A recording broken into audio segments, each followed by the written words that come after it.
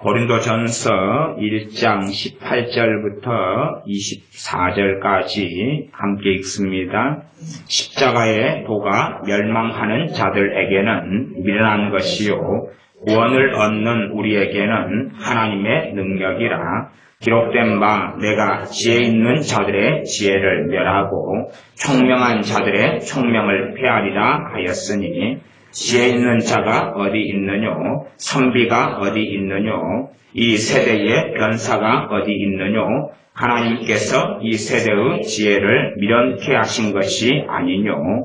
하나님의 지혜에 있어서는 이 세상이 자기 지혜로 하나님을 알지 못하는 거로, 하나님께서 전도에 미련한 것으로 믿는 자들을 구원하시기를 기뻐하셨도다. 유대인은 표적을 구하고 헬라인은 지혜를 찾으나 우리는 십자가에 못 박힌 그리스도를 전하니, 유대인에게는 거리끼는 것이요 이방인에게는 미련한 것이로되, 오직 부르심을 입은 자들에게는 유대인이나 헬라인이나 그리스도는 하나님의 능력이요 하나님의 지혜니라. 아멘. 우리가 어떤 성경을 볼 때에 단지 부분적으로 어떤 구절에 집중하는 것도 필요하지만, 그러나 성경을 전체로 보는 안목들을 기르시는 것이 필요합니다. 고린도전서로 말씀드리자면, 고린도 교회는 참 많은 죄악 가운데 빠져있던 교회입니다. 우리가 심지어 고린도 교회가 성찬식을 하는 결과로서, 성찬은 축복의 잔이며 축복의 떡을 떼고 마셔서 우리가 신학적으로 성찬을 뭐라고 하냐 그러면 은혜의 방편이다. 그럼 성찬은 은혜의 방편이다. 그래서 우리 같이 목사 안수를 받는 사람들은 목사 고시를 보는데, 목사 고시 가운데 단골 메뉴로 나오는 시험 문제가 있어요. 목사 고시 시험은 꽤 쉽습니다. 전에 교단마다 틀렸는데 강두사 고시나 혹은 과거 통합식은 준목고시라고 했어요. 지금은 준목제도를 폐지했는데, 이런 경우 그런 이제 시험도 좀 어렵고, 목사고시로 가면 목사고시는 노회가 주관하기 때문에 총회 주관이 아니니까 합격시키기 위한 질문을 해줍니다. 가장 기본적인 사항들에 대한 문제를 내고 답을 써요. 그 가운데 단골 메뉴가 뭐냐 그러면 은혜의 방편을 써라, 그런 거예요. 은혜의 방편은 뭐냐 그러면 성찬, 세례, 기도와 말씀, 이렇게 이제 쓰면 정답, 그렇게 갑니다. 성찬은 은혜의 방편이에요. 방편이란 말은 좀 어려울지 몰라도 우리식으로 바꾼다면 통로가 된다, 그 말이에요. 성찬을 통하여 하나님의 은혜가 임하는 통로다. 이게 신학 가운데 이제 가장 기본적인 것이에요.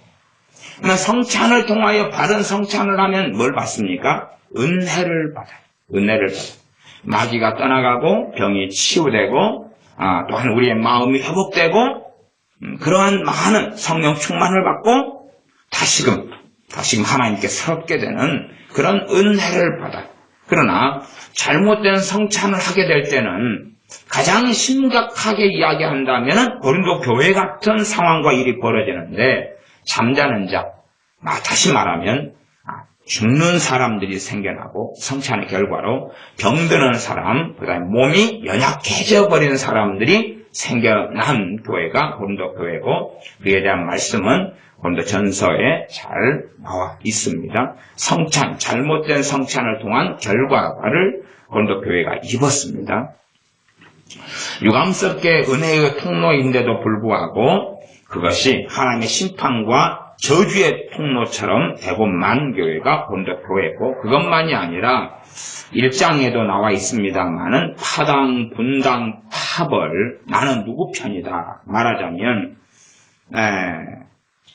11절, 1장 11절에 내 형제들아, 글로에의 집 편으로서 너희에게 대한 말이 내게 들리니 곧 너희 가운데 분쟁이 있다는 것이라. 교회가 끊임없이 싸우고 분쟁을 해요. 분쟁하면서 나는 누구 파다 그렇게 합니다. 우리나라도 분쟁이 참 많기 때문에 파들이 아주 많습니다.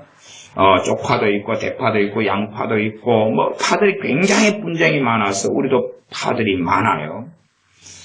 그래서 아예 그냥 다른 이름을 짓기도 합니다. 파로 안 가고 마늘 그렇게 이제 다른 이름을 짓기도 합니다. 너하고는 종자가 틀려 그런 거겠지요. 고린도 교회에는 여러분이 한 장 한 장 넘길 때마다 계속의 고린도 교회의 문제들, 죄들, 심각성들이 가득히 나와서 제가 지난주에도 인용했던 것처럼 고린도 교회에 어떤 경고를 하냐 그러면 광야 시절에 있었던 이스라엘 백성들이 원망하다가 하나님께 많이 죽었다. 그래 너희 원망하면 같은 일이 벌어진다. 우상 숭배하다가 하나님께 많이 죽었다. 너희들 우상 숭배하면 같은 결과가 일어날 것이다. 너희들이 가늠하다가 많이 죽었는데 너희가 그런 삶을 살면 같은 결과가 일어날 것이다. 고린도 교회의 어떤 교인들은 어떤 가늠까지 행했냐 그러면 자기 아버지하고 자기 엄마, 아마 의붓 엄마인 것 같아요. 그래서 아버지가 돌아가셨어요.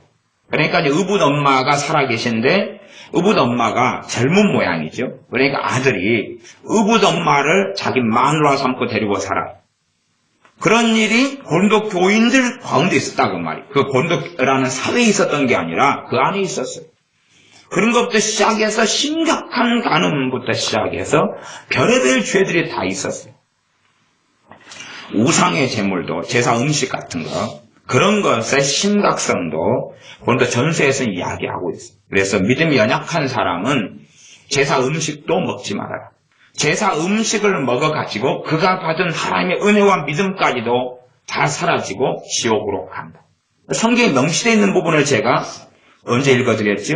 신방 가서 제가 설교하면서 본문을 다시 찾아드렸나요? 제사 음식까지 먹을 때 믿음 연약한 자들은 멸망하고 만다. 영적인 세계를 사람들이 이해하지 못하니까 하나님 말씀에 무관심한 채 교만해져가지고 아이고 괜찮아. 그러나 우상 숭배하고 대한민국의 우상 숭배는 효도라는 껍질을 뒤집어 쓴 채로 제사로 들어와 있어요. 각 나라마다 우상 숭배하는 양상이 비슷한 것도 있고 다른 것들도 있습니다. 비슷한 것도 있고 다른 것들도 있어요. 그런 우상 숭배만이 문제가 아니라 우상 숭배 음식은 아무것도 아닐 것 같은데 그것조차도 심각한 문제가 된다고, 심지어 영혼의 멸망까지도 일어나게 되는 일이 믿음이 연약한 자들이 먹는 우상의 제물이기 때문에 믿음이 좋은 사람들은 믿음이 연약한 사람들 앞에서 우상에게 바쳐진 제사 음식 같은 것을 먹는 것을 보여주면, 그러면 믿음이 약한 사람들이 나는 성도고 나는 이제 인자 믿은 사람인데 저 목사님, 장로님, 권사님, 집사님이 먹는 거 보니까 먹어도 되는가비요. 그리고 먹다가 믿음에서 떨어지고 실족하게 된다고 성경은 말씀하고 있어요. 정말로 우상숭배의 문제 속에서 고린도 교회가 깊이 들어가 관여됐고, 간음의 문제에 관여됐고, 교회가 온통 더러워져서 분란하고 싸움이 일어나고 이런 심각한 교회. 요즘에 유행하는 식으로 이야기한다면 행함이 없는 교회, 행함이 없는 교회, 죄만 가득한 교회가 고린도 교회예요. 그럼 요즘에 유행하는 식으로는 말씀을 어떻게 전해야 되냐 그러면, 이제 거룩한 선지자가 나타나가지고 야, 이 못된 놈들아, 너희들이 이렇게 하고도 천국 갈 줄 아느냐? 제 서재에도 이렇게 하고도 천국 갈 줄 아느냐, 그 제목의 책이 있습니다. 너희가 이렇게 하고도 천국 갈 줄 아느냐? 그래서 제가 괜찮은 책인 줄 알고, 왜냐하면 믿는다 해서 다 믿는 건 아니니까 책을 사고 여러 권 사가 선물해주고 제가 직접 읽어보니까 내용이 틀린 거예요. 행위 구원 쪽으로 가버린 거예요. 아이고 실수. 너희가 이렇게 하고도 그렇게 해서 막 때리는 거죠. 그렇게 정말로 잘못된 신앙, 잘못된 인생, 잘못된 삶을 살고 있는 믿는 사람들에게는 칼을 들어서 치고 회개하라, 하나님 나라 가까워 왔느니라, 그렇게 말씀을 전해야 될 것 같잖아요. 우리의 논리는. 일단은 그렇게 고린도 교회의 상황을 안 다음에 이제 우리의 생각에는 너희들 지옥 가! 그 따위로 살면, 그래서 마태복음 7장 같은 걸 언급하면서 주여 주여 하는 자마다 하나님 나라에 다 들어올 것이 아니고, 이런 말씀이 나와야 될 것 같아요. 산상수훈을 시작하실 때도 주님께서는 마태복음 5장부터 시작한다는 사실. 그래가지고 6장 한 다음에 7장으로 넘어갑니다. 6장 같은 데는 뭐라고 나와요? 7장도 그렇지만은 6장 같은 데도 하나님의 돌보심, 염려하지 말아라, 근심하지 말아라, 두려워하지 말아라 이런 말씀으로 가득하다가 7장으로 넘어가는 거예요. 그래서 그런 고린도 교회 상황을 여러분이 숲이라는 관점에서 성경을 한 장씩 살짝 빨리빨리 봐봐도 어지간한 이런 제목이 달려있는, 주제가 달려있는 성경이 요즘 성경이니까 아실 수가 있어요. 이게 굉장히 심각한 문제였구나. 알고 난 다음에 이제 1장을 보는 거예요. 1장을. 그러면 너희가 회개하라 이렇게 나와야 될 것 같은데 회개하라가 아니라 예수에 대하여 말씀해. 복음에 대해서 말씀. 예수에 대하여 말씀하고 복음에 대해서 말씀. 그것이 고린도전서 1장. 2장도 마찬가지. 2장도 마찬가지. 왜 그렇게 심각한 삶으로 고린도 교회가 빠지고 들어가 버렸느냐 하는 본질적인 답을 제시하고 있어요. 그런 다음에 이제 그들의 삶에 있는 문제들을 하나씩 다룹니다. 우상숭배 문제를 다루고 심지어 결혼에 대한 문제까지. 결혼에 대해서도 굉장히 고린도 교회가 많이 나와 있어요. 잘못된 결혼 생활, 잘못된 결혼, 믿는 사람이 믿지 않는 자와 함께 결혼하고 살아가면서 괜찮을 거라고 착각하는, 말하자면 믿는 자는 믿지 않는 자와 함께 멍에를 매지 말라 그랬어요. 그러나 믿지 않는 자를 사랑해야 되니까 사랑하려면 함께 살면서 전도해야 될 거 아니냐 이런 망상에 젖어들죠. 왜요? 교만하니까. 교만하면 하나님 말씀을 자기 멋대로 해석하는 거예요. 교만하면.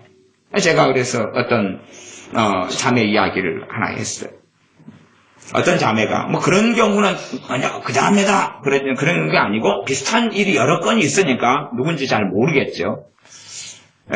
어떤 자매가 결혼을 안 믿는 사람하고 하려는 거예요. 근데 그 안 믿는 사람의 집안은 아주 유명한 불교 집안이에요. 불교 집안.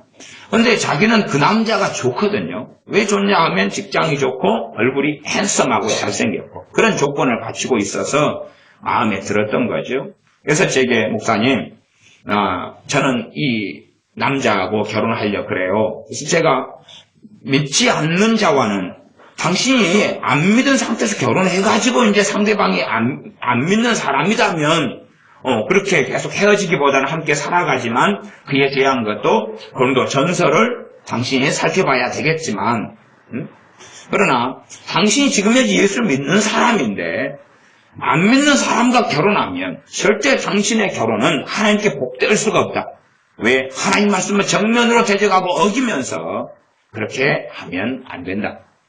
그러니 당신은 고난을 자초하게 될 것이고 그것 때문에 하나님께 봐달라고 해봐야 그건 물려지는 게 아니다. 아니 여러분이 오늘 결혼해가지고 내일이 됐어요. 결혼식까지 다 올리고 첫날 밤 혼인신고도 하고 그 다음에 신혼여행도 갔다 왔어요. 그 다음에 이제 아닌가면 그리고 버튼을 누르면 과거로 돌아갑니까? 안 돌아갑니까? 안 돌아가잖아요. 그냥 물려지지가 않는 것이죠. 그렇게 안 된다고 이야기하고 하나님 말씀을 보여줘도 물론 제가 말씀 보여주기 전에 신앙의 연수가 한 20년 되기 때문에 알아요.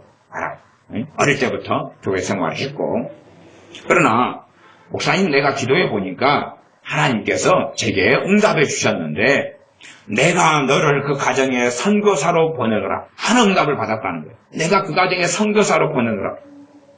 어이가 없어서 자매요. 성경적으로 자매요. 어떻게 하나님의 음성이 하나님의 이 로고스 66권 말씀과 다른 것이 올 수 있느냐? 그리고 이제 결혼했어요. 한 6개월인가 몇 개월 지나서 만나게 됐어요. 만나게 됐는데 정말 슬퍼하는 거예요. 정말 힘들어하는 거예요. 왜? 연애했을 때 그 남자가 아니었거든요. 전혀 다른 남자였거든요. 그래도 이 좀 남자들이 좀 안 좋은 남자 또 말하자면은 나쁜 남자 계열에 속해도 이 신혼의 약발은 좀 가거든요. 신혼의 약발은 한 1년 이 정도는 그래도 가요. 그죠? 1년 안 갑니까, 1년? 아이, 그건, 이게, 약발이 가려면 조건이 있어요. 남자에 대해서 그래 가려면 여자가 콩커풀이 쉬어야 돼요. 그래야지 이제 이게 좀 오래 가거든요. 콩커풀이 안 쉬운 상태에서 결혼하면 신혼여행이나 첫날 밤 보내고 끝나버려요. 응? 그 자기가 사랑이라고 믿었던 게 날아가지만 콩커풀이 일단 확 씌이면 그래도 벗겨지는 데까지는 좀 시간이 1년도 걸리고 3년도 걸리고 또 반년도 걸리고 그럽니다. 제가 또 유명한 콩커풀 신학을 가지고 있잖아요. 콩커풀 신학은 특별한 게 아니라 각 개인사의 결혼 생활 속에 콩커풀이 씌이는 것을 제가 조사해가지고 콩커풀이 몇 개월이 갔는지 며칠이 갔는지 몇 년이 갔는지를 조사 연구하는 거예요. 그래가지고 제가 좀 연구를 해봤거든요. 오랫동안 살아오면서. 그래서 제가 여러 가지 콩커풀의 사례들을 알고 있어요. 그래서 콩커풀 사례를 조사하면 굉장히 재밌어요. 아주 재밌어요. 저도 콩커풀이 씌었다가 벗겨지는 사례가 있거든요. 저의 경험부터 있기 때문에 굉장히 재밌는 사건들이 아주 많아요. 그래서 제가 과거에 가정 이런 상담이나 가정 세미나 이렇게 해줄 때는 1시간은 콩커풀 이야기를 해줘요. 콩커풀. 이 진정한 사랑이 아닌 콩커풀 이야기를 해줘요. 그러나 콩커풀은 또한 은혜 해석한 것이어서 쉬어야지 결혼하게 된다는 이야기도 해주지만은 그러나 진짜 사랑이 아닌 콩커풀 이야기를 한참 요즘에 이제 청년들 같은 경우에 가정의 결혼하기 전에 결혼 예비 약조 뭐 이런 세미나 할 때는 그런 거에서 용돈벌이를 옛날에 했거든요. 네, 그럴 때는 참 재밌어하고 좋아하더라고요. 또 1시간은 성격에 대해서 기질 세미나 같은 거 해주고 이렇게 해서 한 5시간 해달라고 하면 이제 이거 하나씩 채워요. 하나는 자아상에 대해서 해주고 이렇게 제 가진 레파토리 시리즈가 있어요. 네, 그래서 이 자매가 몇 개월 뒤에 만난 다음에 정말로 통곡하진 않지만 정말 비관적인 이야기를 여러 가지를 하더라고요. 여러 가지. 네, 그것도 얼마나 완강하고 완고한 불교 집안인지 그리고 얼마나 손을 잘 비비며 우상숭배를 많이 해야 되는지 그거 자기가 이해 안 되는 건 그렇대요. 왜 불교 집안인데 맨날 제사를 지내는 거예요. 두 가지가 왜 함께 가는 불쌍했다 맨날 빌면서 조상한테도 맨날 비냐 이거예요. 하나만 좀 했으면 좋겠는데 며느리니까 이제 그 세계 속에 남편도 너무 완고해가지고 이 사람이 제사 자리에서 똑바로 아내가 그렇게 서지 않으면 막 미쳐가지고 막 정신을 분기에 차가지고 그런 사람이었다는 것을 발견하죠. 그러면서 너무나 고통스러운 이야기를 해요. 그 다음에 남편 직장이 좋았다고 보였는데 좋은 게 아니라 빚 좋은 개살구여서 그래서 자기가 이제는 직장을 가지고 벌어먹지 않으면 안 되는 남편의 빚, 그다음 남편의 사치, 자기 마음대로 돈을 쓰고 사는 것 그런 것들의 여러 가지 이야기를 해요. 제가 그냥 뭐라고 이야기해요. 위로할 것도 없고 그 다음에 지난 사건인데 이제 왜 그랬느냐 해봐야 문제 해결은 안 되잖아요. 그냥 끄떡거리고 그냥 헤어졌어요. 그 이후에 볼 일도 없고 만날 일도 없지만 그렇게 헤어지고 말지 그냥 화석을 하려고 했든지 어떻게 해도 연락이 와서 한번 잠깐 한 몇십 분 만났는데 그냥 그런 비참한 삶에 대한 이야기만 들어왔어요. 그렇게 안 믿는 사람이 믿는 사람과 믿는 사람이 안 믿는 사람과 함께 결혼하거나 혹은 어떤 굉장히 가까운 파트너십이라는 어떤 사업 속에 동업관계 속에 들어가 살아가는 삶에 대하여 성경은 본두전서는 하는 구체적인 생활 속에 벌어지는 신자로서 그리스도인으로서 해야 될 문제들을 계속하여 뒤에는 다루고 있는 것이 본두전서입니다. 심지어는 방언은 어떻게 해야 되느냐 혹은 이제 제가 설교 가운데 방언이나 이런 설교, 심지어 방언 통역에 대한 것도 설교를 다루어 놓고 그럽니다. 근데 어젠가 유튜브 상에서 어떤 사람이 댓글로 도배를 저한테 한 5개인가 도배를 했어요. 무슨 도배냐 그러면 방언 기도를 하려면 성경상으로는 두세 사람이 순서를 따라 해야 되고 통역하는 사람이 있어야지만 방언 기도를 하는데 당신은 생활 중에서나 홀로 기도 생활에 방언 기도를 가르쳤으니까 잘못됐다. 그렇게 도배를 해놨어요. 제가 그 사람한테 뭐라고 이야기를 못합니다. 뭐 댓글을 달거나 뭐 하는 것도 아니기 때문에. 그러나 성경을 제대로 못 보니까 성경 본문이 뭐라고 되어 있냐 그러면 모일 때에 찬송 시도 있고 가르치는 말씀도 있고 그 다음에 방언도 있고 방언 통역도 있고 애언도 있고. 그러면 모일 때에 찬송이 있고 가르치는 말씀이 있으면 그건 뭐예요? 멍청이 아니고서는 어느 때지요? 예배 때잖아요. 아니 모여가지고 예배를 드리니까 목사님이 설교하고 가르치니까 가르치는 말씀이 있고 그 다음 찬송을 부르니까 찬송 시가 있고 그런 거 아닙니까? 본문이. 모여서 예배 드릴 때 방언할 때는 방언 통역을 해야 되고 질서상 중구난방으로 하는 게 아니라 순서대로 그것도 많이 하면 안 되고 2명, 3명 정도까지만.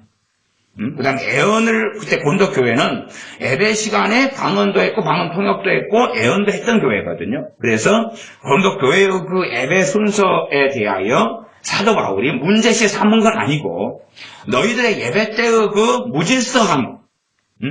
무질서함에 대하여 예배 시간에 애언을 하려면 이렇게 해야 되고 예배 시간에 방언을 하려면은 그냥 막 자기 감정에 도취돼가지고 샬라샬라 막 하는 문제가 아니라 한 사람이 차분히 방언하면 통역하는 사람이 있어가지고 그걸 통역을 해야 되고 통역하는 사람이 없으면 예배 시간에는 방언은 안 된다 이야기한 거고 따로 개인 방언 기도는 어떻게 해야 된다.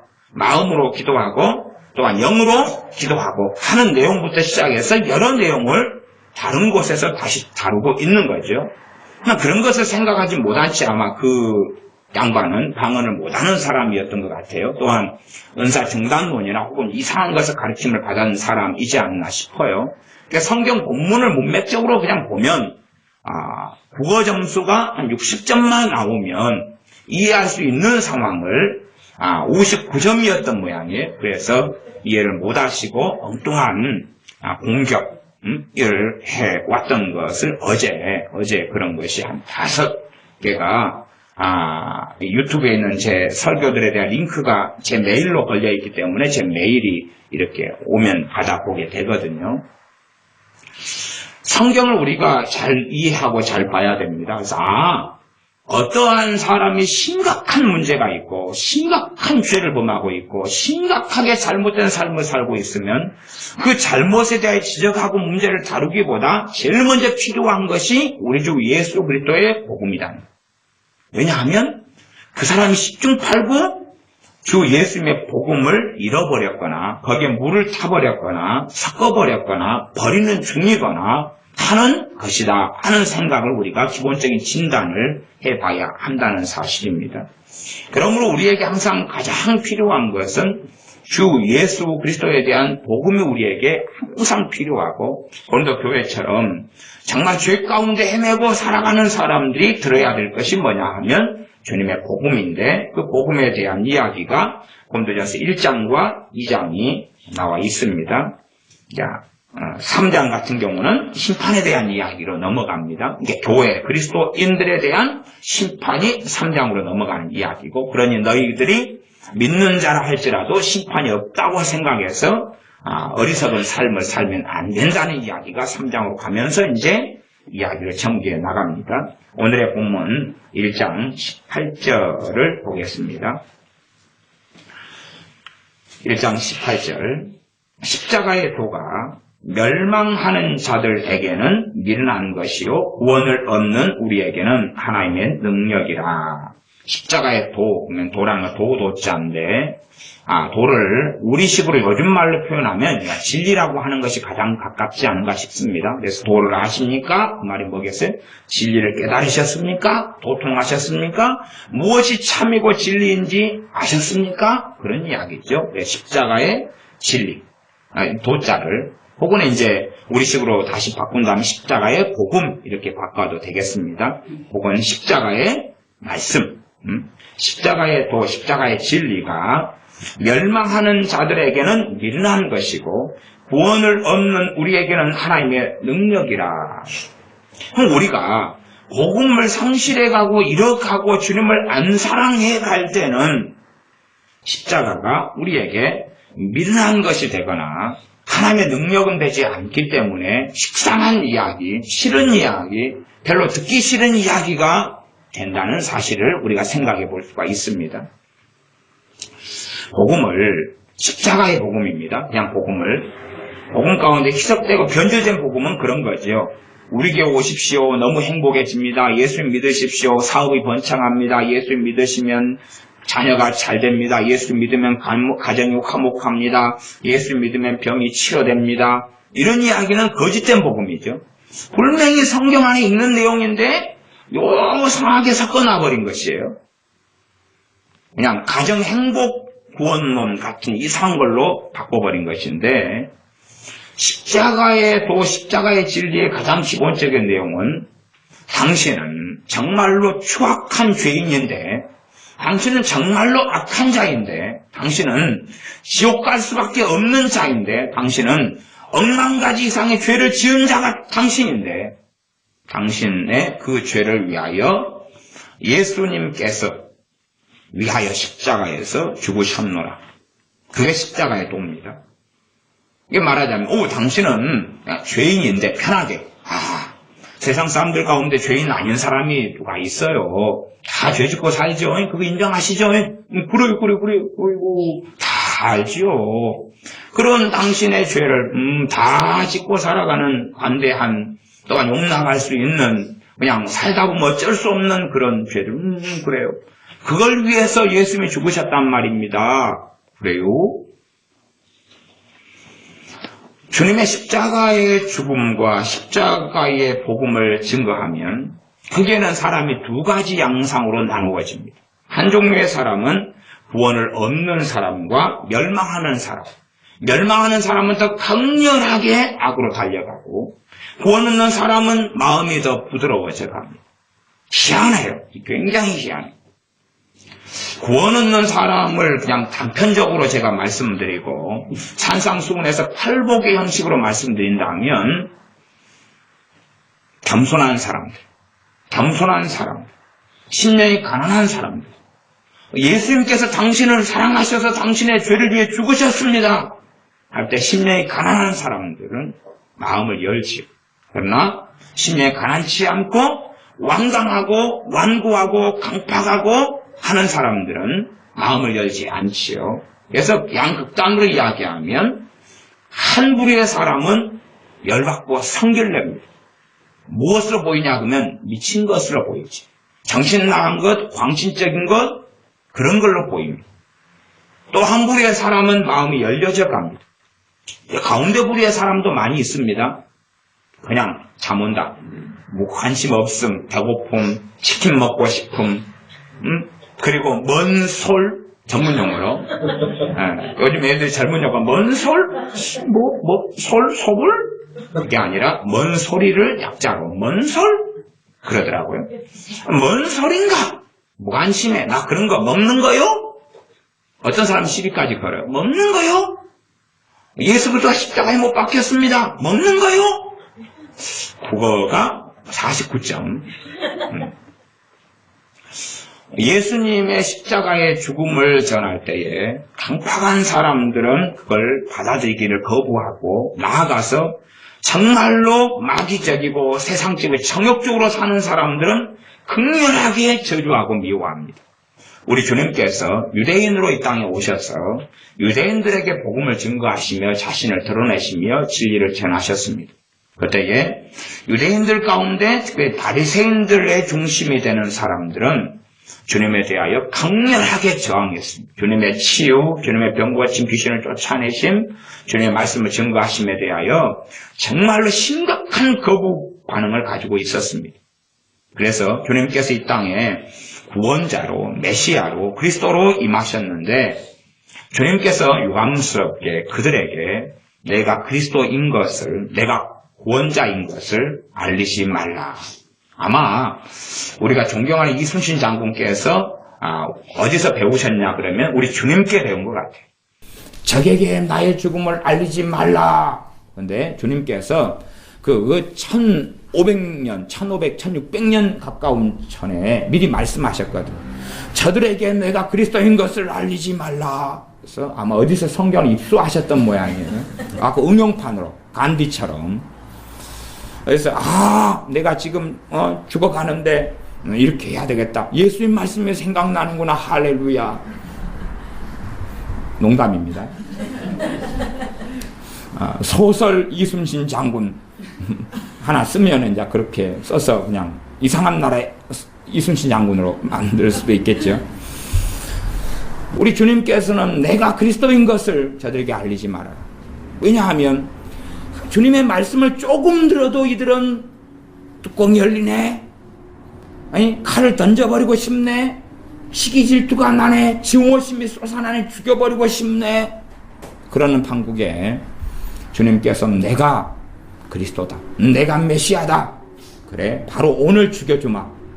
그런 사건이 벌어질 거기 때문에 하나님의 뜻을 이루셔야 돼서 십자가에 못 박히실 때가 하나님의 타임, 하나님의 때에 돌아가셔야 하기 때문에 내가 그리스도인 것을 알리지 말라고 말씀하십니다. 얼마나 이들은 완강하고 완악하냐 그러면 죽은 지 3일 된 다음에 시체가 썩어가고 냄새가 나는 죽은 나사로를 사람들 다 보고 경험했습니다.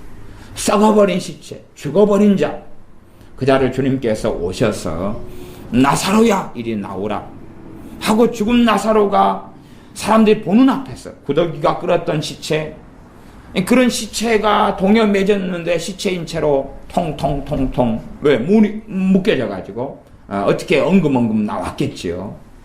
나오라 그러니까. 아니면 좀 동생들이, 여동생들이 힘이 없어서 부드럽게 싸놨는지 모르겠습니다. 시체를. 한국은 묻는 문화지만 이 중동 지역은 굴을 파고 거기에 집어넣어서 그런 굴에 돌로 막아놓고 그렇게 해서 이제 뼈가 이렇게 남을 때까지 놔뒀다가 뼈가 남으면 모아다가 또 박스에나 항아리에 담아놓고 그 다음 후손들의 시체를 그 위에 또 놔뒀다가 동굴 안에 그렇게 하는 반 무덤, 반 풍장 같은 장례 문화입니다. 묻었으면, 우리나라처럼 묻었으면 못 뚫고 나옵니다. 못 뚫고 나와요. 그게 딱 봉분까지 덮어버렸는데 어떻게 뚫고 나옵니까? 거기서 그냥 숨 막혀서 딱 죽어야 됩니다. 그래서 주님께서 한국 사람은 안 오신 거예요. 장례 문화가 그런 상황에서는 나사로를 못 살리셔요. 나사로가 그냥 막 엽기 선수여도 그게 안 되는. 나사로 나오라! 공기가 부족해서 죽습니다. 그래서 나사로가 무덤에서 나오는데 그 죽은 나사로를 바리새인들이 알고 유대인들이 다 압니다. 왜냐하면 불쌍한 집안이고 유명한 집안이기 때문에 사람들이 정말로 많이 알거든요. 그래서 장례식에 버글버글 합니다. 근데 죽은 나사로가 살아난 것을 유대인들은 경험하면서, 바리새인들 같은 부류는 경험하면서, 그 당시의 교회의 목회자들, 그 지도자들입니다. 지금식으로 하자면 보면서, 야, 죽은 나사로가, 죽은 자가 살아났는데 이 나사로 때문에 사람들이 예수님을 더 믿게 된다. 그러니 예수님을 죽일 때 나사로도 같이 죽이자. 그런 것입니다. 죽일 때 같이 죽이자는 것이. 죽일 때 같이 죽이자. 그래서 이 십자가의 복음을 들을 때에, 그럴 때에, 우리는 압니다. 누구에게 하나님의 긍휼이 임해 있는지. 물론, 극단적으로 이중 예정을 통하여서 누가 구원받을 자인지, 멸망받을 자인지, 안다까지 나가면 성경보다 한 걸음 더 앞서 나간 것입니다. 그러나 지금 현재 상태에서 구원받을 자와 멸망받을 자는 드러나 있게 되는 것입니다. 십자가의 복음을 전하면 드러나는 것입니다. 제 과거에 교회를 오랫동안 다니면서 예수님을 믿지 않았을 때에 제가 싫어했던 찬송가가 있어요. 싫어했던 찬송가는 뭐냐 하면 지난번에 성탄할 때 불렀던 찬송가죠. 186장이었나요?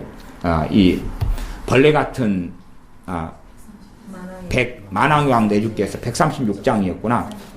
138장. 제가 애를 한 몇 명 낳았더니 기억력이 쇠퇴해가지고 138장.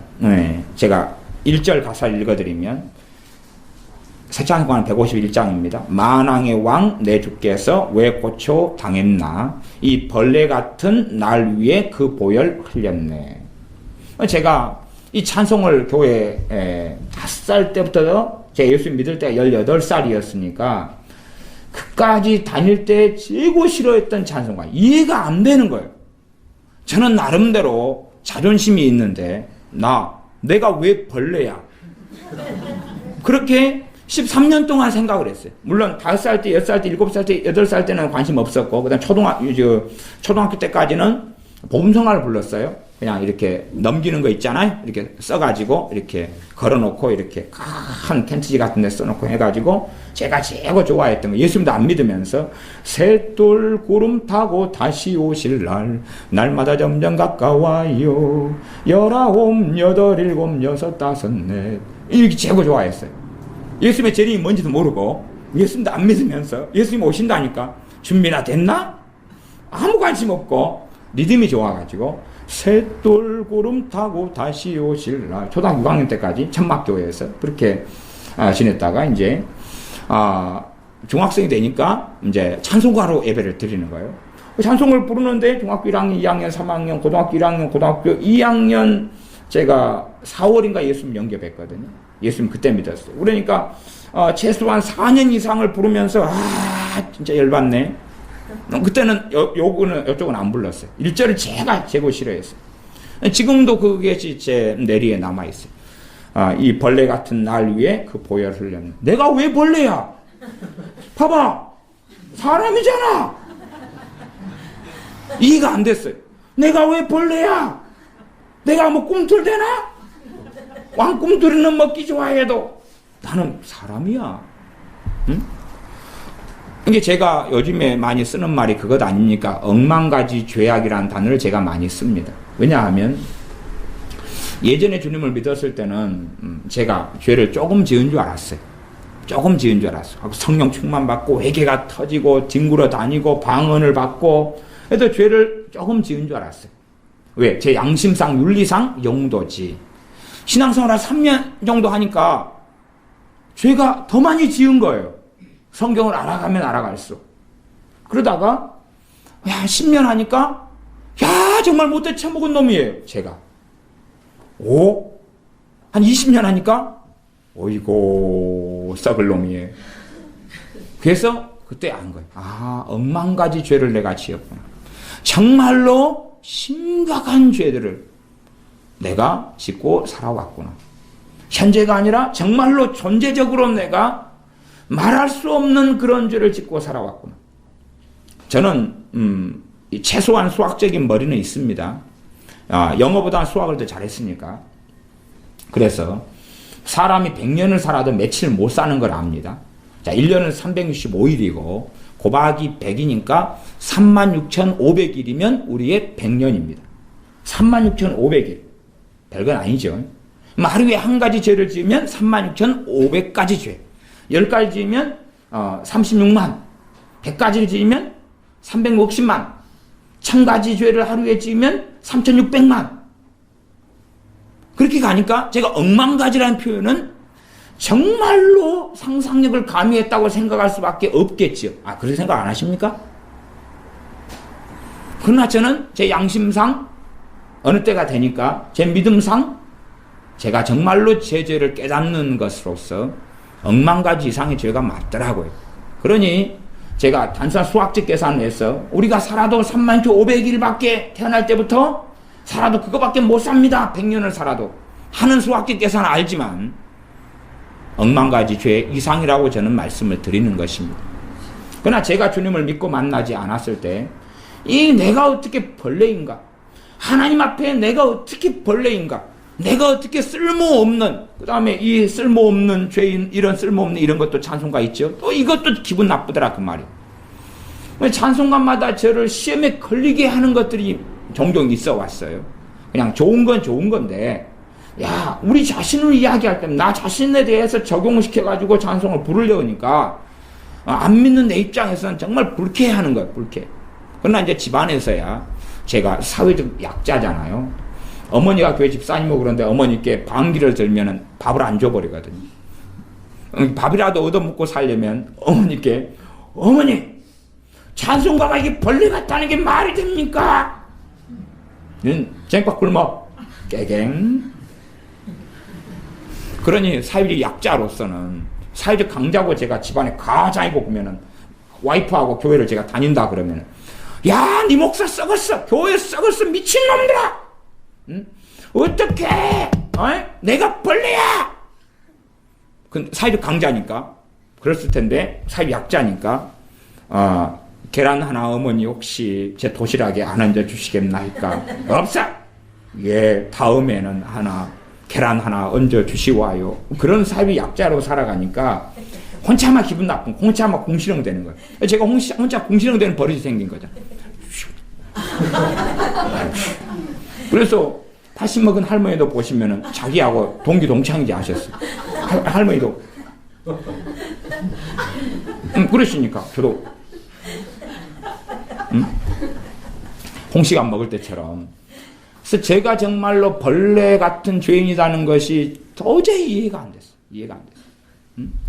그러다가 이제 주님을 영접하고 성령님의 도우심을 통해서 말씀을 통해서 죄를 조금씩 깨달아가니까 일단 동의가 될 것 같더라고. 될 것 같아. 그리고 동의가 되어가요. 그러니 제가 지금은 재고 정말로 마음을 다해서 부르는 찬송가의 가사의 1절이 그 절이에요. 이 벌레 같은 날 위해서 주님이 죽으셨다. 그렇게 저는 동의하고 불러요. 동의하고. 그냥 과거에 천막에서 보험성가 부를 때처럼 19, 8, 7, 6, 5, 4 의미도 모르고 동의하지 않은 채로 넛돌이처럼 부르는 게 아니라 동의하고 불러요. 그래서 십자가에도 십자가의 복음을 전하면 그것을 지금 다시금 고린도 교회 교인들에게 증거하고 있는 거예요. 사도 바울은 그들의 죄를 다루기보다는 먼저 선행으로 이제 이 편지를 쓴 이유는 너희들에게 분쟁이 있기 때문에 내가 편지를 쓴다. 그리고 서두를 끄집어낸 다음에 그 다음에 세례 문제 같은 건 막 끄집어낸 다음에 그 다음에 이제 핵심을 이야기하는 들어가는 첫 구절이 이제 18절, 17절까지가 도입이라고 말할 수 있어요. 그래서 17절을 앞으로 넘어가면 1장 17절에 그리스도께서 나를 보내심은 세례를 주게 하려 하심이 아니요 오직 복음을 전케 하려 하심이니 말의 지혜로 하지 아니함은 그리스도의 십자가가 헛되지 않게 하려 함이라. 그리스도 십자가 때문에 십자가를 전하게 하려고 그렇다. 말장난을 하면서 하는 것이 아니다. 성의 역사로 그리스도 십자가를 전한다. 완고하고 완악한 사람들은 예수님의 십자가의 죽으심이 본질이에요. 성찬도 고린도서 10장에 나오는 것처럼 주님의 죽으심을 오실 때까지 전한다 그 말이에요. 너희가 이 성찬 떡을 떼며 잔을 마실 때마다 주님의 죽으심을 전하라는 거예요. 언제까지요? 주님이 다시 오실 때까지. 주님의 죽으심을 전하라는 이게 복음의 핵심이거든요. 주님의 재림을 전하는 게 복음의 핵심이 아니고요. 복음은 주님의 죽으심을 전하는 거예요. 언제까지요? 주님이 오실 때까지. 주님이 오시는 걸 기다리면서 주님의 죽으심을 전하는 거예요. 이게 정말로 주님의 재림을 기다리고 사모하는 사람들은 주님의 재림을, 주님의 곧 오십니다를 전하면 되는 게 아니라 그걸 전한다 해서 잘못했다는 건 아닙니다. 그러나 성경적으로 한다면 주님이 곧 오십니다가 아니라 주님이 당신을 위해서 죽으셨습니다. 어쩌실랍니까? 당신의 그 무수히 많은 죄를 위해서 예수님께서 죽으셨는데 당신은 이제 어떻게 하실랍니까? 그 주님을 믿겠습니까? 믿지 않겠습니까? 그러니 예수님을 믿으려면 율법을 통해서 죄가 무엇인지 깨닫고 알아야 됩니다. 혹은 우리 자녀라면 자녀에게 양심적으로 잘 바른 양심, 선한 양심을 가지게 양육을 해놓으면 율법을 대신한 게 양심이기 때문에 양심을 통해서 죄를 깨닫고 자각하죠. 그러면서 주님을 믿고 만날 준비를 하게 됩니다. 감사하게 성령님께서 역사하시고 도와주시면 그런 과정을 지나놓고서라도 죄를 깨닫게 되는 일은 있겠지요. 그래서 죄를 깨닫게 될 때에야 내가 어찌할꼬. 베드로 사도가 사도행전에 보면은 유대인들에게 너희가 예수 그리스도 십자가에 못 박았다 라고 외치니 우리가 어찌할꼬 어이할꼬 했을 때에 회개하고 이제 예수 그리스도를 믿어라. 그리하면 너희를 시원케 해주시며 너희 죄를 씻으신다라고 사도 베드로가 복음을 전했던 것을 우리는 사도행전에서 읽습니다. 믿는 사람의 가장 중요한 건 십자가의 도입니다. 십자가의 도, 십자가의 진리입니다. 그러나 이 십자가의 진리가 약해져가고 사라져가면 우리는 정말 고린도 교회처럼 그렇게 더 간단하게 세상 속에 세상 사람과 타협하고 주님이 없는 사람, 진리가 없는 사람, 예수님과 상관없는 사람, 말하자면 예수님은 예배당 안에서만 잠깐 계시거나 예배 드릴 때 구경 정도 오시는 분, 아니면 만안경으로 쫙 보시면서 졸지마 다 봤어? 써놓을 거야? 그 정도의 분이지, 내 직장에 계시는 그분, 또한 내 가정에 계시는 그분, 내 개모임에 계시는 그분, 내 여행지에 계시는 그분, 내가 잠잘 때 계시는 그분, 내 홀로 있을 때에 그 자리에 계시는 만왕의 왕이 예수님이 아니게 되죠. 그래서 예배당에서만 주님을 찾지 내 삶의 자리, 거기에서는 주님과 함께 살아나가지 않는, 말하자면 아예 종교적인 사람으로 변화되고 말지요. 정말 십자가의 복음이라는 게 예수 믿는 사람의 가장 중요합니다. 주님은 지금은 다시 부활하셔서 성령을 통하여 우리와 함께 하시고 실제적으로는 아버지의 보좌 우편에 계십니다. 그러나 우리에게 주님께서 하시는 말씀이 나의 죽음을 전해라. 그것이 이제 우리가 존경하는 이순신 장군하고 다른 점이에요. 이순신 장군께서는 나의 죽음을 적에게 알리지 말라 그리고 돌아가셨어요. 근데 우리 주님께서는 내가 그리스도인 것을 너희만 알고 있으라. 이들에는 알리지 말아라. 그리고 나중에는 부활하셔서 전해, 땅끝까지 전해. 그것이 아주 그냥 완전히 다른 점이죠. 우리 이순신 장군님은 안 살아나셨어요. 죽으신 다음에. 그래서 우리가 그분의 죽으심을 기리긴 하지만 그러나 우상숭배 속에 들어갈 수 없는 거죠. 하나의 사람이니까, 존경할 만한 위인이니까. 그러나 우리 주님께서는 성인이 아니에요. 우리 주님은 성자가 아니에요. 어떤 성자는 맞냐 그러면 세상 사람들이 말하는 성자는 아니고 하나님의 아들로서 성자는 맞고 세상 사람들이 가지고 있는 성인의 개념은 아니에요. 어떻게 성인의 개념이 될 수가 있겠어요? 본문으로 좀 들어가면 1장 18절 십자가의 도가 멸망하는 자들에게는 미련한 것이요. 그래서 강팍하고 완악하고 완강한 사람들에게는 주님께서 당신의 죄를 위해 죽으셨다는 십자가의 복음을 전할 때에 미련하고 바보같이 보여요. 이게 복음의 핵심의 내용을 전하면 이 광신자야. 그래, 광신자야. 제가 신학대학원을 다닐 때 사실은 학교 이름이 마음에 안 들었어요. 왜 학교 이름이 마음에 안 들었냐 그러면 제가 다니는 학교가 옛날 이름은 광주신학교였어요. 광주에 있는 지금 합동 신학교를 나왔거든요. 그래가지고 나중에 대학으로 인가를 내면서 광신대학교로 만든 거예요. 저는 광신대학교 신학대학원을 다녔으니까 이게 광신, 광주신학교를 줄인 말이에요. 광신. 근데 광신, 진짜 광신적이다. 좀 말이 안 좋은 말하고 이게 픽광자지만은 그거는 이제 광신적이다 할 때 또 한문은 틀리잖아요. 그러나 무슨 어디 학교, 광신대학교 대학원에 재학 중인데요. 왜 광신요? 광신? 광신적으로 믿지 마세요. 그럴까봐 좀 학교 이름이 좀 마음에 안 들었어요. 차라리 그냥 광주대학교, 근데 광주대학교도 있어요. 그래가지고 이름을 피했던 것 같아요. 예수님의 십자가를 전하면 광신적이다. 그러니까 여러분이 전도할 때에 정말로 전해야 될 핵심적인 것은 그냥 교회 나가면 좋아요. 교회 나가면 우리 교회 얼마나 밥 잘 나오는지 아세요? 먹을 게 많아요. 그런 게 아니라 예수님의 십자가를 전해야 되는데 그러면 이제 이 강팍하고 정욕적이고 마귀적인 사람, 이런 사람, 교만하고 이런 사람은 완강하게 극렬하게 저항하죠. 그러나 하나님께서는 복음을 전해 주신 거예요. 이들은 거의 다 당연하게 멸망받아서 지옥으로 들어갑니다. 그러니까 어떤 사람이 정말로 더 가졌느냐 가지지 않았느냐 전에 하나님께서는 겸손한 사람들이 아무리 창기처럼 그런 삶을 살아왔어도 마음이 가난하고 애통하는 그들에게 복음을 들을 때에 창기처럼 매일 자기 몸을 팔아서 먹고 사는 악한 삶을 살았다 할지라도 십자가의 복음을 전할 때 그들은 애통하고 울고 주님을 영접합니다. 그러나 겉으로 볼 때는 그들보다 나은 삶을 살았던 많은 사람들, 그러나 그들은 완강함과 강팍함과 교만으로 가득 차기 때문에 우리 주님께서 당신의 그 무수히 많은 죄를 위해 죽으셨습니다 이야기하면 내가 그런 죄가 어디 있단 말이요? 아니면 나를 좀 존중하면 그럴 정도는 말을 하지 않아. 무시하면 대놓고 이제 이 광신자야. 미쳐도 단단히 미쳐, 똑바로 미쳐.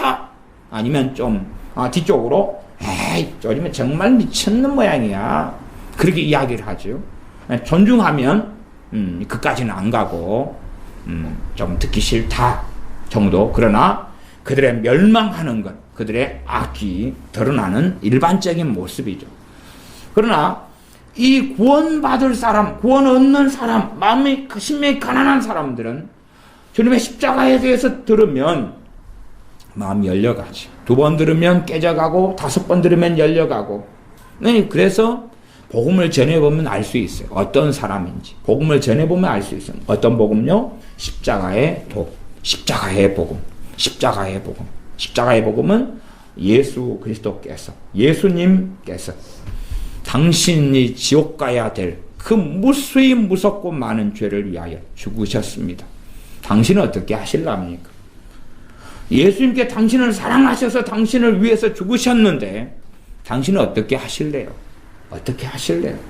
어떻게 반응하실래요? 어떻게 예수님 앞에 행하실래요? 거기에서 하나님의 원수로 행하느냐 아니면 하나님의 자녀가 되느냐가 달려 있습니다. 그러니 우리가 예수님 이미 믿었던 사람이라 할지라도 또 믿은 우리도 고린도 교회처럼 얼마든지 악해져 가고 죄 가운데 들어갈 수 있는데 왜냐하면 주님께서 날 위해 죽으신 것을 망각하기 때문에 그렇습니다. 잊어버리기 때문에. 이 자녀들이 불효자가 되는 것은 부모가 얼마나 날 사랑했는지를 잊어버리기 때문에 그렇습니다. 부모란 존재는 절대 완벽한 존재는 아닙니다. 그러나 최소한 자기를 낳기 위해서 엄마는 배에 10달 동안 자기를 담고 있고 그 무거운 몸으로 때로 여름을 나고 겨울을 나고 그리고 아빠는 겨울에도 딸기를 구하러 산으로 들러 막 다니고 그렇게 바나나를 구하러 저기 벌판으로 나가고 그게 아버지들이고 이 엄마는 그냥 무거운 몸을 안고 이 더운 여름에 땀띠가 다 나면서 고통을 받고 지내오고 그리고 태어나자마자 삼시세끼가 아니라 하루에 10번이라도 젖을 물리고 먹이고 똥을 계속 싸면 똥을 닦아주고 오히려 어떤 엄마는 찍어가지고 아들 똥 맛을 보더니 건강 상태가 좋아 그러면서 남편한테는 찍어가지고 먹어봐 자기는 이렇게 찍어가지고 이렇게 맛을 보죠. 이해하십니까? 네. 그리고 남편한테는 찍어가지고 이렇게 맛봐봐. 엄마 아빠도 자식을 사랑하니까 이렇게 하고 건강해. 그렇게 해서 정말로 걷지도 못하는 아이를 이렇게 앞으로 얹고 뒤로 얹고 여러분이 지나가시다가 꼬마 아이를 누가 키우는 걸 보면 차이는 조금 있을지 몰라도 전체적으로는 차이가 없어요.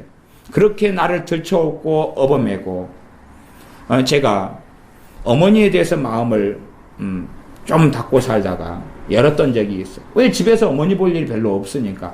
심하면 이분이 저 다리에다 줄을 묶어요. 갖고 집 기둥에다 묶어놔요. 그리고 또발이 이고 옥수팔로 가버리셔요. 오늘 저 개도 아니고 왜 그러냐면 마루가 옛날 높아가지고 이렇게 나오면 떨어져 다치니까 그 거리 이상을 못 나오게 하고 그러나 본인이 장사하고 감자를 삶아서 팔고 옥수수 감자 팔지 않으면 먹고 생계가 안 되니까 잘 그렇게 해서 도시 빈민으로 살아가니 그래서 산 거죠. 그러나 이제 제 입장에서는 좀 야, 걔인가? 예를 들어서 그런단 말이에요. 뭐 그런 일이 이제 몇 번 없었어요. 그런데 어쨌든 한 번의 충격적인 사건을 통해서 각인이 되는 판이니까. 그런데 이제 제가 급체를 했어요. 어머니는 항상 그때도 80kg의 몸 정도 유지하셨어요. 항상 몸매가 그 비슷한 몸매.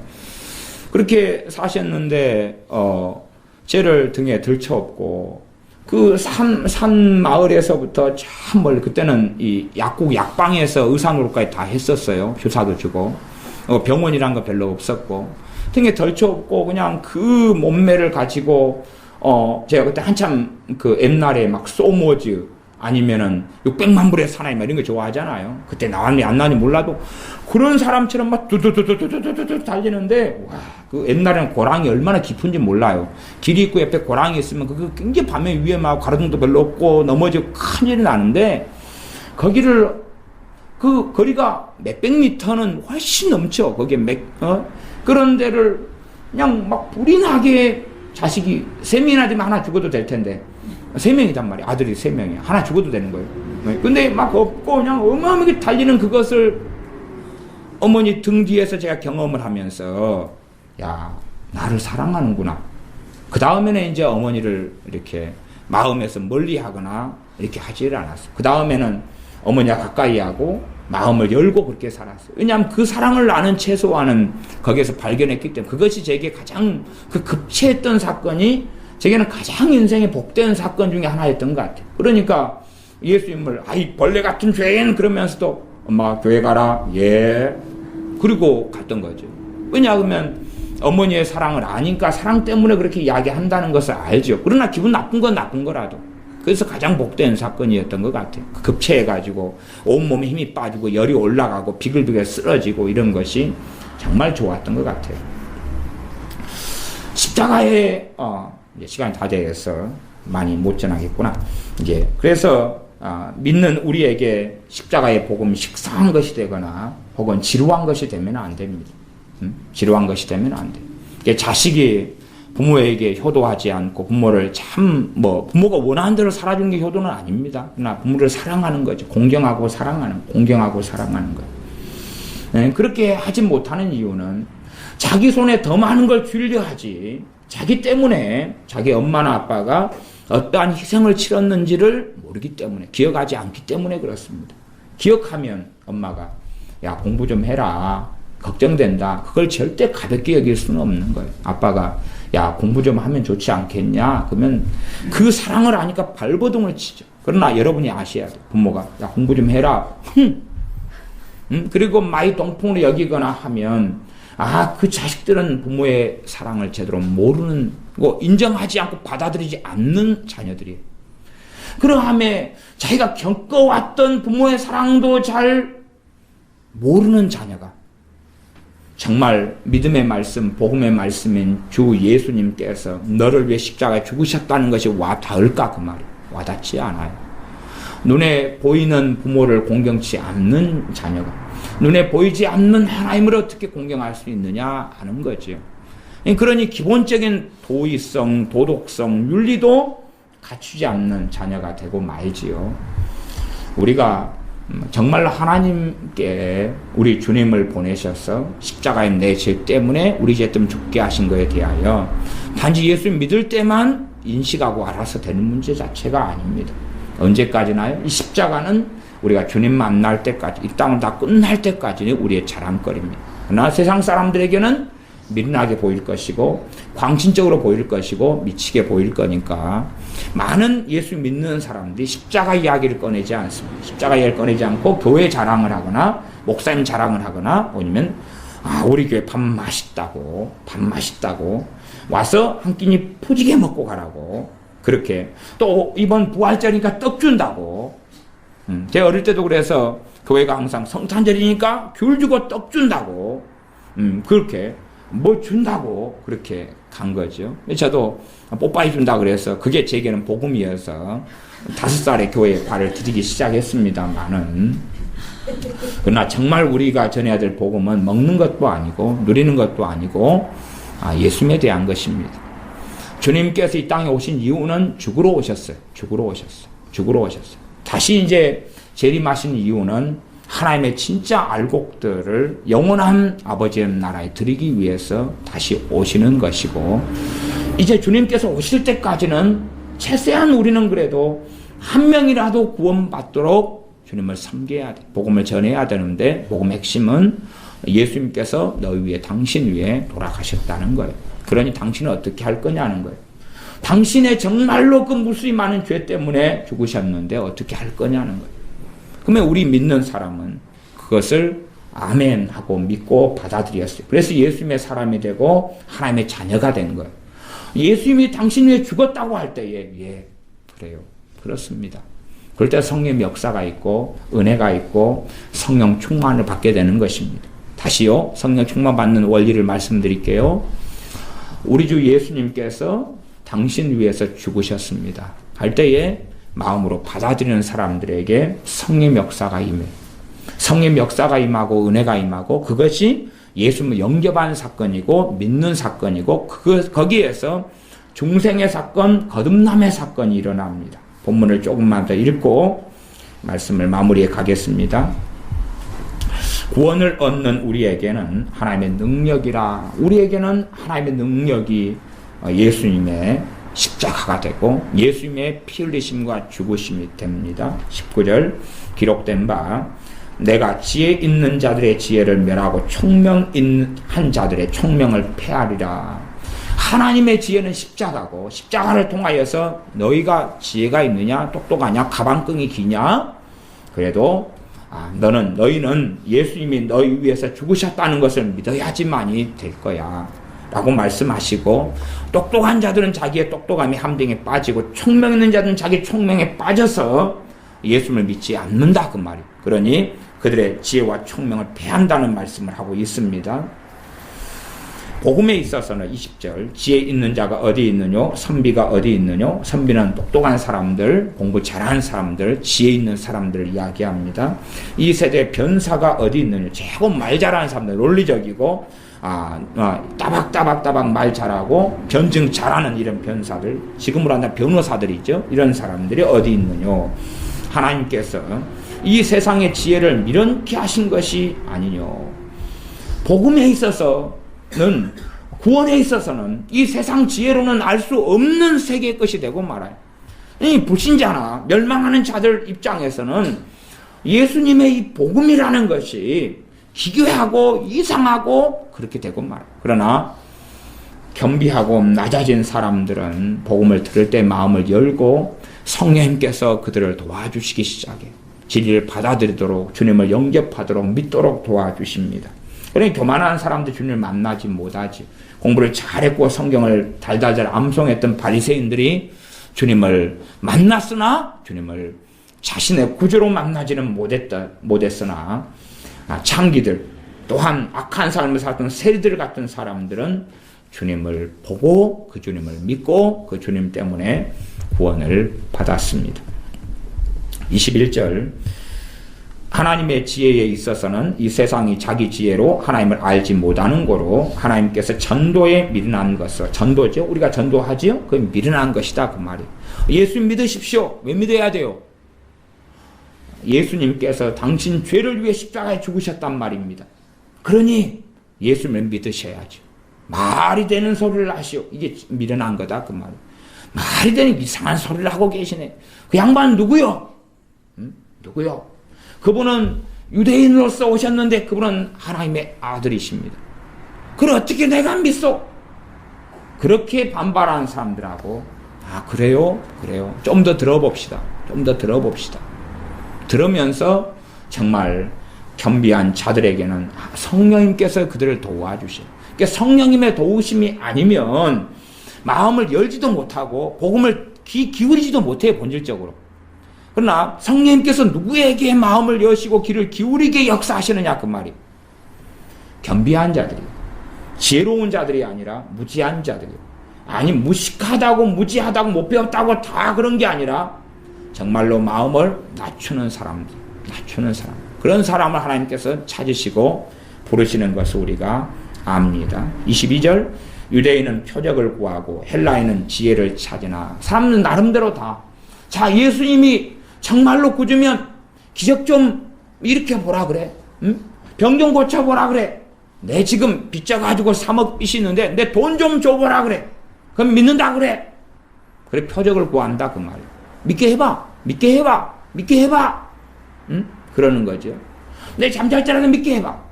응? 하나님 계시면 내 눈에 나타나게 해봐. 요즘 우리 스타일로 한다면 그것이에요. 유대인들은 예수님을 안 믿었어요. 그러니까 예수님이 정말로 구주가 맞다면, 구원자가 맞다면 이거 해보라 그래. 해보라 그래. 네가 예수님 가깝지? 맨날 기도하지? 그러니까 나한테 이거 내놔보라 그래. 그러면 믿어준다 그래. 그래서 표적을 구한다 그 말. 그러나 그렇게 하나님은 응답 안 하십니다. 절대 그렇게 응답 안 하십니다. 하나님을 조롱하는 자들의 말에 하나님 협조해 주시지 않습니다. 왜냐하면 그들은 나사로가 살아나도 그 나사로까지도 죽일 자들이기 때문에 그러하지요. 헬라인은 지혜를 찾으나 헬라 사람들, 이방인의 대표적인 사람들이 헬라인들, 그리스 사람들입니다. 과거에 그리스 강렬한 헬라 제국이 있었고 로마도 헬레니즘 문화, 그리스 문화를 받아들여서 그 그리스화됐습니다. 문화상으로는 로마가 그리스에 정복된 거죠. 그래서 이들은 지혜를 구합니다. 더 똑똑한 이야기, 들어보지 못한 이야기, 더 아름다운 이야기, 그러니 새로운 것은 많이 받아들이고 듣죠. 그렇지만 자신의 논리로 이해가 돼야 되는 거예요. 자기 논리로. 그러나 자기 논리로는 예수님께서 십자가에 죽으셨다는 것, 예수님이란 분이 하나님의 아들이라는 것, 나아가서 하나님이 살아계신다는 것을 자기의 논리로 이해 못하겠다는 것, 지금의 진화론자들처럼요. 헬라는 지혜를 찾으나 23절 우리는 십자가에 못 박힌 그리스도를 전하니. 뭘 전하는 게 전도입니까? 십자가에 못 박힌 그리스도를 전하는 게 전도. 우리 교회 밥 맛있습니다. 와, 우리 목사님 잘생겼어요. 탤런트 만나러 온 거예요. 물론 저는 잘생긴 건 아니니까 그냥 중간. 아, 우리 목사님은 유명해요. TV에 나온단 말입니다. 그런 이야기가 아니고, 와, 당신 우리 목사님 만나면은 자신감을 갖게 될 거예요. 왜요? 우리 목사님 배불뚝이지, 머리는 빠졌지, 얼굴은 못생겼지. 그러니 위로를 받으려면 우리 교회로 오십시오. 이렇게 전도하는 교회도 있더라고요. 아니, 목사님이 그렇게 전도하라고 가르치시더라고요. 자기가 좀 이상하게 생기셨거든요. 그래가지고 목사님 보면 자신감을 가지게 될 겁니다. 막 그렇게. 하여튼 희한한 방법이 많지만 우리가 전도하는 것은, 전하는 것은 십자가에 못 박힌 그리스도를 전하는 거지, 목회자나 교회나 무엇인가를 전하는 게 아니고, 치유를 전하는 것도 아니고, 마귀가 쫓겨나갑니다를 전하는 것도 아니에요. 병 고쳐집니다, 복을 줍니다, 행복을 얻게 됩니다가 아니라 예수님께서 십자가에 못 박히셨습니다.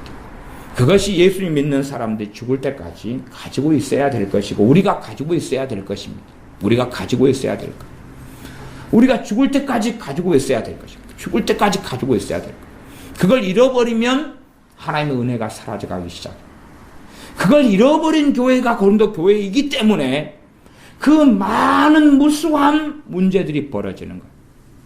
왜 잊지 않으면 누구를 사랑합니까? 주 예수님을 사랑하지.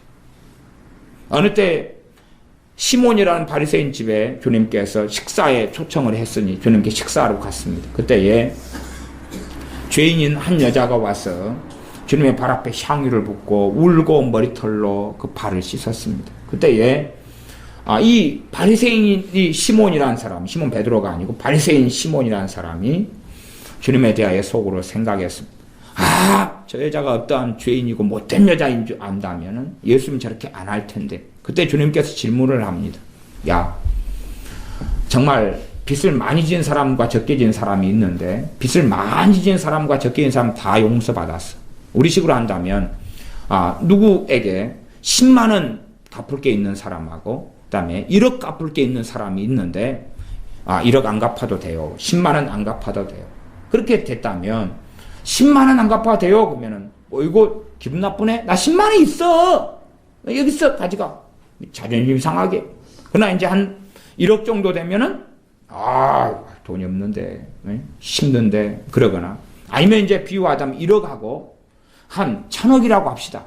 그러면 1,000억 정도 빚진 사람에게 갚아줬다면 그 사람은 인생과 삶이 완전히 달라진 거죠. 얼마나 감사하고 얼마나 기뻐하고 그 빚을 탕감해 준 사람을 얼마나 사랑하겠느냐 그 말이. 그런 이야기를 주님께서 하셨어요. 그러면서 이 여자는 너무나 죄가 많은 여자인 나 안다. 근데 이 여자의 그 많은 죄가 나 때문에 용서받으니 나를 정말 사랑한 것 아니냐. 그러나 시몬아, 내가 너의 초청을 받아 너희 집에 밥 먹으러 왔는데 내가 발 씻을 물 하나조차도 너는 떠오지 않았잖아. 나 이 여자는 올 때부터 내 발에 입 맞추고 눈물을 흘리고 그리고 향유를 붓고 머리털로 자기 내 발을 씻었어. 얼마나 너하고 극명하고 차이가 있냐. 정말로 이 여자는 나를 사랑하는 여자야.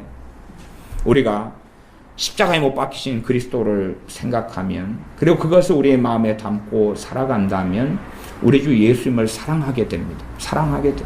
사랑할 수밖에 없고 사랑하는 삶을 살아가요. 그러니 주님을 어떻게 하면 기쁘시게 할까 하는 길로 들어가게 될 것이고 그런 삶이었다면 고린도 교회는 변화될 거지요. 그러니 다시금 고린도 교회에게 1장과 2장을 통해서 다시 복음을 증거하고 있는 것이지 왜 그 따위로 사느냐부터 나오는 게 아니고 회개하라 나오는 게 아니라 너희들이 아무래도 성령의 역사를 통해 기록하게 하시는 거니까 복음을 잃어버린 거야. 너희들이 주님에 대한 그 은혜와 감사와 주님의 죽으심을 잃어버린 거지. 다시금 시작하자 하는 이야기하고 같은 걸로 보입니다. 그래서 23절에는 우리는 십자가에 못 박힌 그리스도를 전하니 유대인들에게는 꺼리끼는 것이다. 싫어. 아이고 듣기 싫네. 듣기 싫어. 그리고 이방인에게는 민난 것이다. 아이고 멍청한 소리하고 바보 같은 소리 하네. 무슨 소리야. 그가 십자가에 죽으셨다니. 아이고 하지마. 닷새는 하지마. 그러니 여러분이 6일째부터는 하시면 돼요. 우리 속담은 전라도 속담 닷새는 그러니까 다시는 그 말인데 닷새는 그러거든요. 그러니까 하루 이틀 3일 나흘 닷새 다음에 엿새가 찾아오거든요. 6일 5일은 쉬셨다가 6일 때 다시 전도하시면 닷새 하지마. 또 5일 쉬었다가 6일째 하시고 뭐 그렇게 해달라는 이야기겠지요. 그렇게 믿음을 가지고 다시 엿새 만에는 이제 이야기를 하셔야 됩니다. 주님은 3일 만에 부활하셨지만 닷새 하지 말라는 사람한테 엿새 만에 해줘야지요. 그렇게 세상 사람들에게는 두 가지예요. 민나게 보이거나 기분 나쁘고 짜증나거나 그 유대인들의 특성. 마귀하고 완전히 일치돼가지고 살아왔기 때문에 그래요. 이런 자들에게는 정말 기분 나쁘고 꺼리낀다는 걸 성질난다 그 말이에요. 성질나고 기분 나쁘고 이야기만 하기만 해봐. 상을 뒤집어 엎어버릴 거야. 접시를 날려버릴 거야. 그러거나 아니면 그래 하지만 저 바보 멍청이 말미잘 해삼 가재 성게 멍게 청개비 홍무시 도다리 가오리 문어 오징어 꼴뚜기 메뚜기 귀뚜라미. 그러니까 미련하니까 미련하게 아이고 왜 저러고 살까. 젊은 나이 안 됐어. 늙어서 곱게 늙어야지. 이게 두 가지의 불이다 그 말이에요. 한 사람은 꺼려요. 기분 나빠. 짜증나. 그 이야기 예수님 이야기 꺼내면 나 신경질 나니까 알지? 신경질 나니까. 그래서 유대인들이 다 멸망받아서 지옥으로 갔어. 소수를 빼놓고. 그러니까 마귀가 막 발악을 하고 일어나는 거지. 마귀가 쫓겨나가는 게 아닙니다. 쫓겨나가면 예수님께서 몰라 유대인들을 떠나가라! 뻥! 넘어서, 우이고 정신이 들어왔어요, 예수님. 그러겠죠? 예수님 유대인들, 바리새인들 피해서 도망가셨어요. 그건 쫓겨나갈 문제가 아니거든요. 아니에요. 네. 그리고 이제 정말 귀신을 쫓아낼 사람들에게 주님께서 귀신을 쫓아내셨어요. 꺼리는 사람들, 기분 나쁘고 성질나고 확 치밀어 오르고 이런 사람들, 그 다음에 민난 사람들. 이런 사람들은 주님을 만나지 못하고 구원을 받지 못하죠. 그러나 예수님을 믿는 사람들 24절 오직 부르심을 입은 자들에게는 유대인 중에서도 부르심을 입은 자들이 있었고 모두 다 부르셔요. 본리죠. 모두 다 부르시는데 대부분은 다 꺼리끼고 성질나고 기분 나쁘고 전도한다 소리 들으면은 그냥 쫓아가서 불질러 버리거나 뒤집어 엎어버리거나 이걸 원하는 거죠. 집안 쫓아내버리거나. 네, 그 다음에 헬라인 가운데서도 다 미련하고 멍청이 바보로 보이는 게 아니라 그 가운데 얼마는 받아들이고 믿어요. 그래서 이런 사람들에게는 그리스도는 하나님의 능력이요 하나님의 지혜니라. 정말로 하나님의 능력 되신, 내 구원의 능력 되시는 분이 예수님입니다. 정말로 내 구원의 지혜가 되시는 분이 예수님입니다.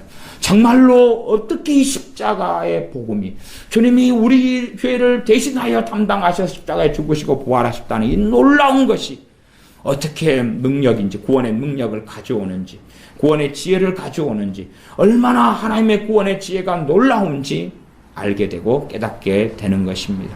그러함에 우리는 십자가에 못 박히신 그리스도를 전하는 삶을 살아야 되지만, 그러나 더 본질적으로는 고린도 교회처럼 잊어버리는 사람들이 아니라 다시금 우리가 되새김질하여서 주님을 정말 사랑하는 사람들이 되어야 됩니다. 정말 사랑하는 사람들이 되어야 됩니다. 주님을 정말로 사랑하는 사람들. 우리의 죄가 깨달아지고 드러나면 드러날수록 누구를 사랑해야 됩니까? 주님을 사랑해야 됩니다. 그러니까 죄가 드러나면 드러날수록 자기를 정죄를 하고 자책을 먼저 시작하는 사람들이 있어요. 그렇다는 이야기는 자책과 정죄를 먼저 하면서 못을 가져다가 손바닥에 박으세요. 왜? 내가 그리스도의 자리에 들어가려는 것 아닙니까? 자책과 정죄가 먼저가 아니라 선은 뭡니까? 주님을 찬양하고 감사합니다. 우리 주 예수님을 보내신 아버지 하나님을 예배하며 경배하는 것이 선입니다. 그렇게 주객이 전도돼 버리면 병든 신앙, 잘못된 신앙 속에 들어가게 됩니다. 기도하겠습니다. 우리 주 예수님께서 우리의 억만가지 죄를 위해 십자가에 달려 죽으셨음에 감사와 찬양을 드립니다. 정말로 우리가 벌레만 또 못한데, 이 벌레만 또 못한 비천하고 악하고 천덕꾸러기인 우리를 우리 주님께서 십자가에 대신하여 죽으심으로 우리를 불러주시고 구원해 주시고, 우리에게 우리 주 예수 그리스도의 십자가의 죽으심과 부활을 전에 듣는 복음을 듣게 하셔서 주님을 마음을 열고 믿고 영접하게 은혜 주셔서 감사를 드립니다. 우리의 삶 속에 죄가 드러나면 드러날수록 우리가 먼저 하나님 앞에 엎드리는 것은 주님께 감사드리는 것입니다. 하나님께 엎드리는 것은 주님을 보내신 아버지 하나님께 예배하고 감사드리기 위함입니다. 그리하오니 우리의 삶과 인생 속에서 십자가에 못 박히신 우리 주 예수 그리스도를 잊어버리고 망각하는 사람들, 그리하여 자기 의로움과 자기 행위로 사는 사람들이 아니라 자랑하는 것이 오직 그리스도의 십자가이고 주님의 죽으심과 부활이고 나를 위해 죽으시고 살아나신 예수님을 사랑하는 삶으로 하루하루 사는 우리가 되게 하여 주시옵소서. 예수님의 이름으로 기도하옵나이다. 아멘.